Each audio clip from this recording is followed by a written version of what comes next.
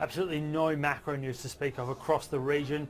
Has had a few little bits and pieces out of China. We did see the industrial profits numbers. They were slightly, and I mean ever so slightly, ahead of expectations. Did drive China higher, but only by about 0.2 to 0.3 of 1%.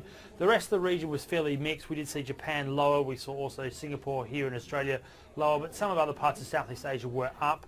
Not a huge amount of news in any of those domestic markets either. Probably Singapore is the standout one there. We saw Noble Group having a massive block trade going out last night. It saw them down 10% on the open. It did drive their index lower.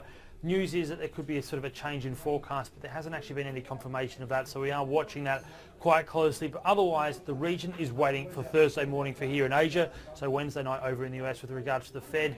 If we are going to get any sort of movement out of this lull that we're currently seeing over the last 3 or 4 days, it will have to come from there.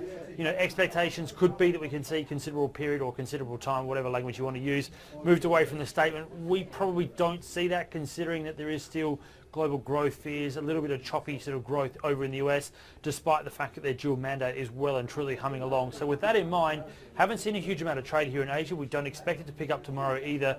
And for that reason, really, Thursday morning will be a key trigger point. We do have some dividends out in November, and also probably just a little bit of a lull in terms of US trade in November as well. So all of that is probably why at the moment we see a real wait and see going on here in Asia.